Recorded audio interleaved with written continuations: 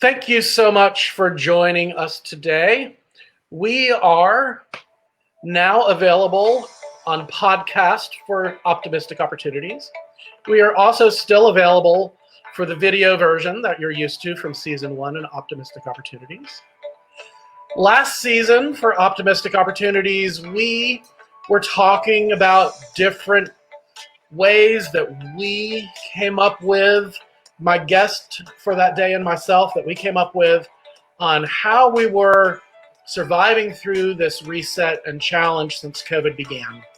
And it became really obvious to me that everybody almost had the same sort of outlook and question. So I kind of had to stop asking those questions. And season 1 ended last week with our finale. So if you haven't seen that, go back and watch that on carljohnsonrealestate.com. And so this season decided to change things up a little bit and talk about stories of strength. So we're going to do that this season. But before we get into the show, we do now have a sponsor of the podcast and the video version for Optimistic Opportunities. Carl Johnson Real Estate is the sponsor of Optimistic Opportunities. They are a local real estate company in the Raleigh-Durham Chapel Hill area of North Carolina. We do have partners throughout the entire nation that we can refer business to should you know somebody that needs help outside of the Triangle region as well. CarlJohnsonRealEstate.com is our website, and Carl Johnson Real Estate at Coldwell Banker HPW is our company name. And we don't just list your property for sale, we market it.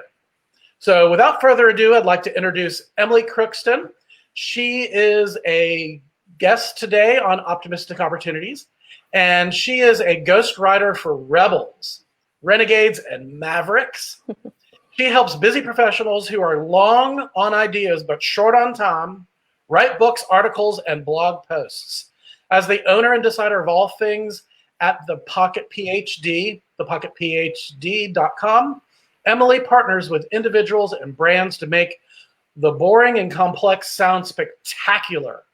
She draws out her clients' most audacious, even disruptive ideas or fiercely original stories and stokes and sparks until their thoughts spread like wildfire. Her work has appeared in Smart Brief, The Huffington Post, Inc.com, and Entrepreneur. Emily is also a former philosophy professor, speaker, and podcast guest. When she's not writing intensely, she's most likely practicing yoga intensely. She lives for coffee shops that play great music to write to, and desserts topped with real whipped cream. So, boy, I would say she's a great writer, wouldn't you? That is quite a bio. I hate to be the next bio for next week to, come after you. Emily also, just to sort of tie her into my world, Emily and her partner were clients of mine as buyer clients a little over a year ago.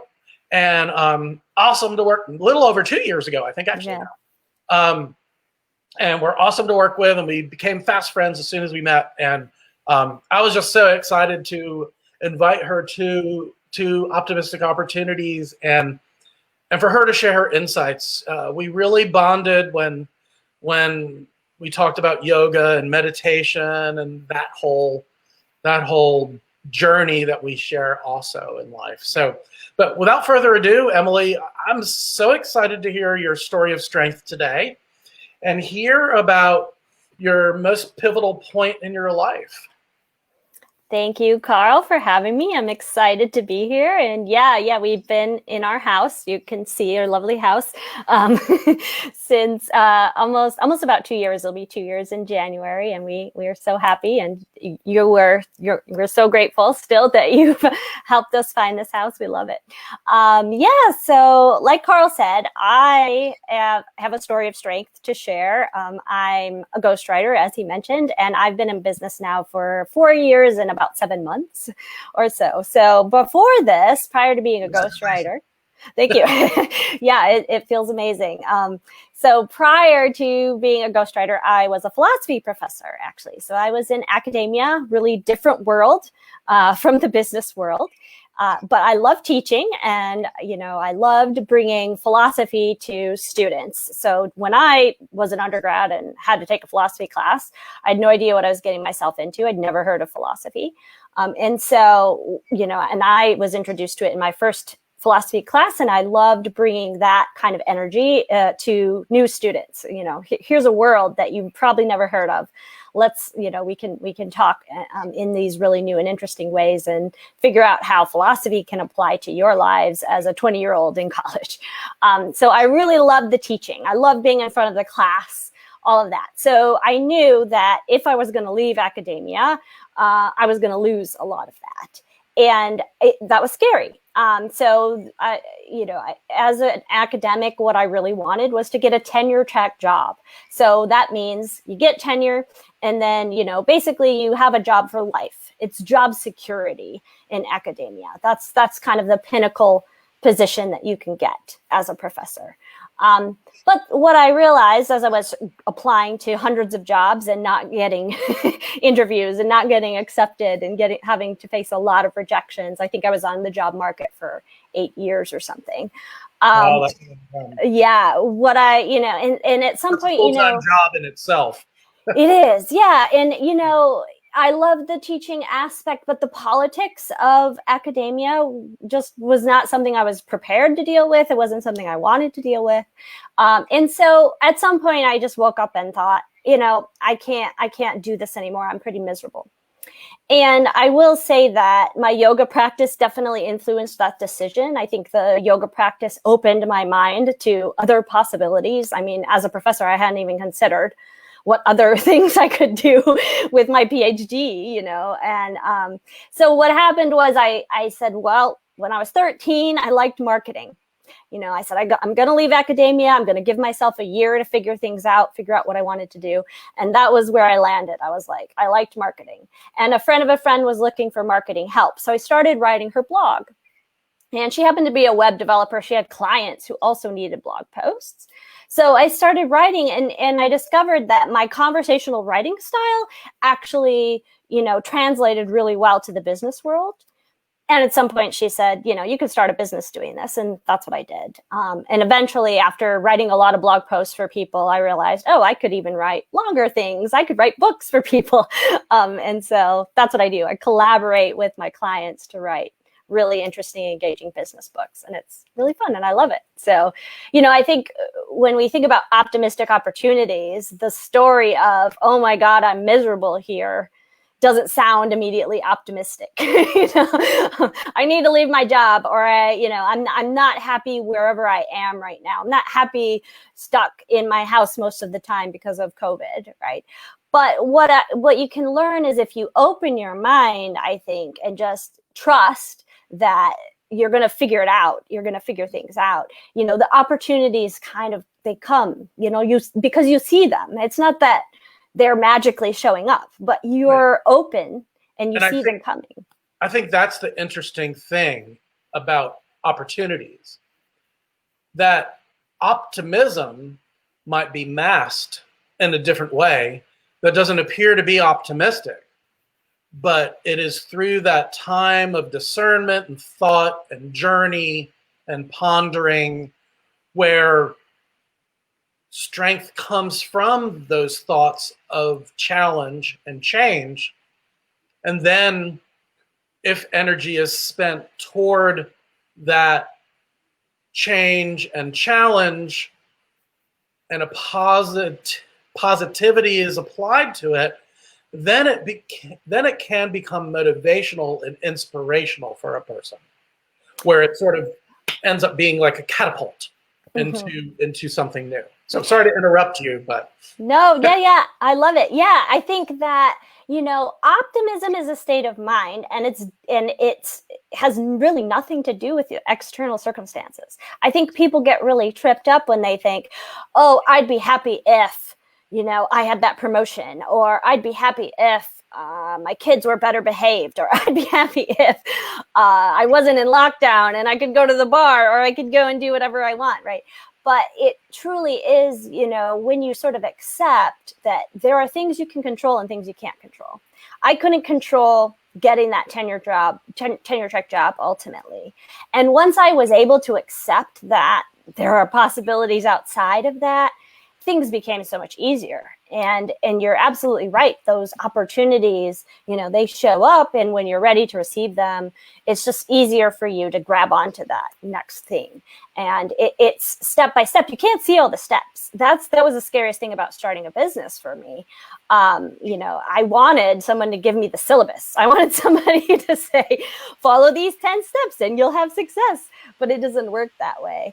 And so that was a learning process for me as well. There's a lot of uncertainty, and you just have to get comfortable with it. And you have to be okay. And still, I don't know where my next client is coming from. I'm coming to the end of a ghostwriting project right now. I don't know if I'm going to start another project in December or January or next June. But you get okay with it, and you look for other things you can do along the way, and you just trust that everything's coming. Exactly. So what I'm hearing you say, your story of strength is you noticed the challenge of being in the professorship. And before we went live, you shared with me that you had done several different professorships for a year each. Mm-hmm. And they were sort of churning for a number of years. Is that correct? Yeah, that's right. Yeah. It's, the way it works is there are year-to-year positions you can get more longer-term positions like 3 years. And so I had a series of one-year positions starting at UNC Chapel Hill. That was actually my first job out of grad school. And then I was in a 3-year position in Myrtle Beach at a college down there. And, you're making progress. It feels like you're making progress, but you're still looking for that place to land. I wanted to put down roots. I didn't want to pick up and move every year. It was getting exhausting. Right. And so you're just hoping that someone will say, here's a full-time permanent position, and all you have to do now is publish your ass off. Sorry. And you'll be okay. Right. Right. Yeah, so it's yeah. I found it really interesting that, that sounds really challenging what you're saying. Mm-hmm. Having this stressor in your life of continuously applying for these shorter term professorships, needing to move physically because we were back in the world where we had to be where we worked back then. Right. Might come back again. We don't know. Yeah. But then, is that your story of strength to start your business? That you were in this pain point that finally sort of got to a level that you were ready to do something else, but it gave you the strength to start your own business that you've now had for 4.5 years. Yeah, I definitely needed that push to try for something different. And like I was saying earlier, I think a lot of us have this dream of job security. And that's the thing that we cling to and we hold on. But I think at some point, having to move around, having these one-year positions, I think I realized maybe unconsciously, like job security maybe isn't possible. It's not something we can get. I mean, any job can go away.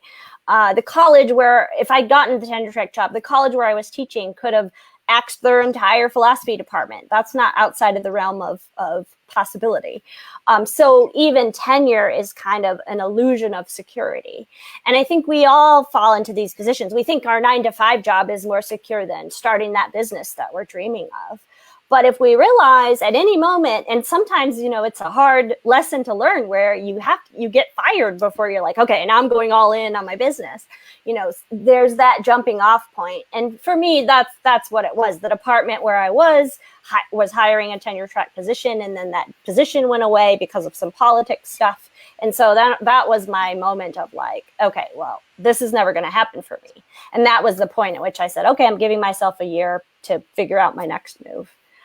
That was your pivotal point in your life. Yep. You just finally said, okay, enough is enough.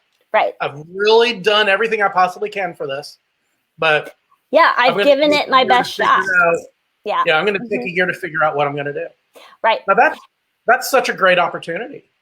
Thinking of it, probably not at that time. That year was probably not that easy for you. Yeah. But looking at it in hindsight, what a gift that was to have that year to discern with yourself, your friends, in yoga, during meditation, to figure out, what is that next step professionally for you.